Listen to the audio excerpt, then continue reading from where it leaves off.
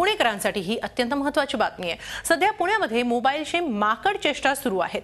पुण्यामध्ये वानर दिसली तर लगेच सावध व्हा, कारण मोबाईल चोरणाऱ्या वानरांची टोळी पुण्यामध्ये सक्रिय झाली आहे। मोबाईल पळवणाऱ्या वानरांनी पुण्यामध्ये अक्षरशः उच्छाद मांडलाय। वानरांची ही टोळी नागरिकांना घाबरवते आणि मग जबरदस्तीने त्यांचा फोन हिसकावून घेते। पुण्यातल्या कोथरूड परिसरातल्या करिश्मा सोसायटीत हा प्रकार घडलाय। धक्कादायक बाब म्हणजे गेल्या 3 महिन्यात वानरांनी तब्बल 100 मोबाईल चोरलेत। ही वानरं मोबाईल का पळवतात हे अजूनही समजू शकलेलं नाही। वानरांच्या या हैदोसामुळे पुणेकर मात्र पुरते हैराण झालेत। मात्र या वानरांना कोणत्या गोष्टीचं आकर्षण आहे याचं कुतूहल वाढलंय।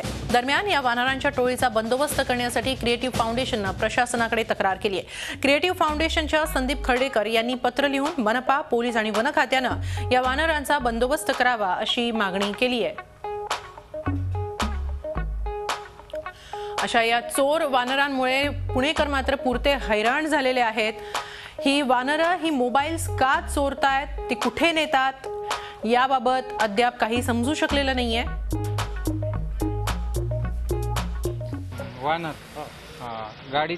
गाडीवर येऊन बसलेला, मी त्याला भाकर दिली, म्हटलं मोबाईल दे। तो मोबाईल भाकर नाही घेतला किंवा काही फळ वगैरे नाही घेतला, तो मोबाईल घेऊन परत तिथून पसार झाला। माकडांनी खूपच त्रास दिला आणि म्हणजे कर्मचारी आले होते कामाला, त्यांना खूपच त्यांनी हैराण।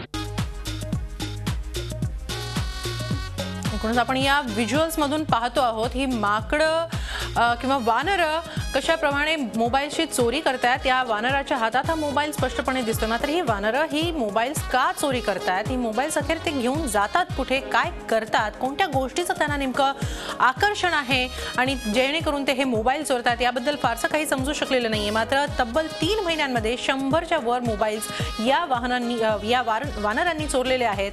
आपण याबाबत अधिक माहिती घेऊया आमच्या प्रतिनिधी अश्विनी पवार यांच्याकडून। अश्विनी, काय नेमकं कारण आहे हे वानरं का चोरतायत हे मोबाईल्स, आणि नेमकी वानरं ही मोबाईल्स घेऊन काय करतात याबद्दल काही समजू शकलंय? हेमाली 3 महिन्यापासून हा प्रकार सुरू आहे आणि 3 महिन्यापूर्वी जेव्हा इथल्या लोकांनी प्रशासनाकडे तक्रार केली होती त्यावेळी प्रशासनाने हेच कारण सांगितलं होतं की जंगलामध्ये खाद्य न मिळाल्यामुळे हे वानर इकडे येतात आणि त्यामुळे तुम्ही तुमच्या घरामध्ये असं कुठलं खाद्यपदार्थ उघडे ठेवू नका जेणेकरून हे वानर इथे येत नाहीत। परंतु आपण आता असं टार्गेट आहे त्यांचं, त्यामुळे की याचं कारण अद्याप समजू शकलेलं नाही आहे की हे वानर जे आहेत हे नक्की मोबाईलच का टार्गेट करतात, या मोबाईलचं ते करतात का। असं म्हटलं जातं की जवळच असणाऱ्या सिटी प्राईड कोथरूड या मल्टिप्लेक्सच्या आवारामध्ये हे मोबाईल टाकले जातात, परंतु त्याला अजून कुठलंही अधिकृत अशी पुष्टी मिळालेली नाहीये, त्याला कुठलीही असं एकूणच म्हणजे जोड मिळालेली नाहीये। त्यामुळे हे जे आहे की हे वानर नक्की कुठे मोबाईल नेतात, हे का चोरतात, याचं कारण अद्यापही समजू शकलेलं नाहीये। हिमालय, नक्की नेमकं काय कारण आहे आणि जेणेकरून त्या कारणाचा शोध लागल्यानंतरच यातून काहीशी सुटका मिळेल अशी आशा करूया। अश्विनी, धन्यवाद या सगळ्या माहितीबद्दल। झी 24 तास, एक पाऊल पुढे।